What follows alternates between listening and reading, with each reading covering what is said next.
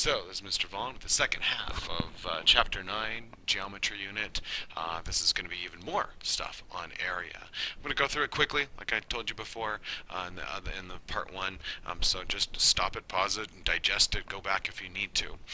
Don't forget to set up your notes in Cornell style. 2 columns. Left-hand column has questions, vocabulary, information about what's on the right-hand side. So, let's get going. Lesson 4 has to do with increasing dimensions of objects. So if I have a triangle and it has the 2 sides that are 2 inches or miles or whatever it happens to be, and the other side is 3, you can increase that proportionally by just multiplying or dividing whatever it is you are increasing or decreasing it to. So the first triangle, we increased it by a factor of 3. So we multiply each of the numbers times 3. 2 times 3 equals 6, 2 times 3 equals 6, 3 times 3 equals 9. That's all lesson 4 is right there. You can also decrease it. So I could give you the larger triangle and say cut that by a third, or decrease it by a factor of 3. So, you can increase or decrease the sizes of shapes like a ratio. This increases the area by the same factor. So if I was to figure out the area of those triangles I put up there, the larger one would be 3 times the area of the bigger one. So whatever you've increased the dimensions by, that increases the area. And there's some rectangles there. Whatever they're increased by, that's what you multiply by. Or divide if you are going smaller. Lesson 5, pretty darn straightforward. Lesson 5, they're going to give you the corners of an object. They're going to give you the coordinates, and you plot those corners on a grid, and then you are going to make a shape out of it. So if I do a really rough, just the quadrant 1 of the coordinate grid, and I start putting dots on it, they'll give you, this is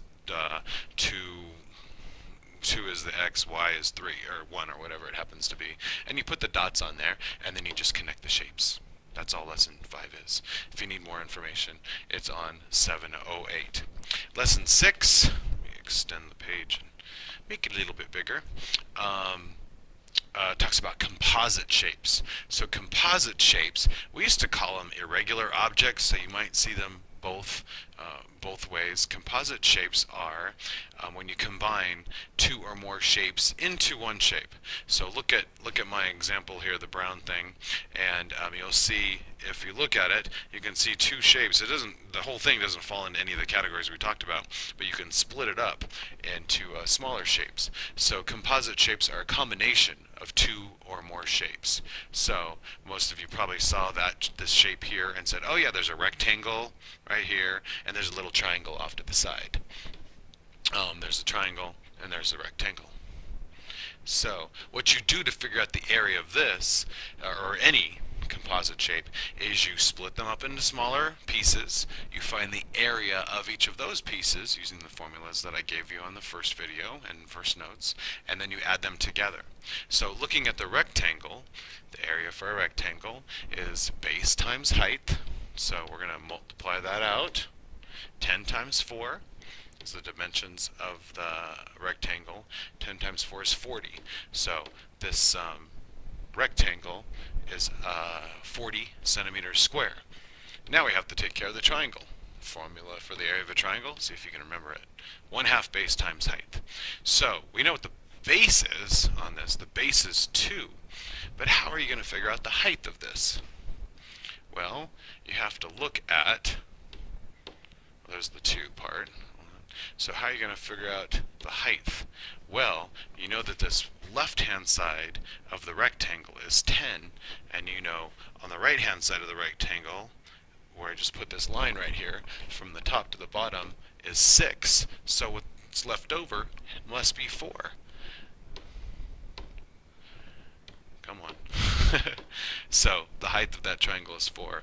Once you have the numbers substituted in the formula, it's a simple order of operations problem, and you multiply that out,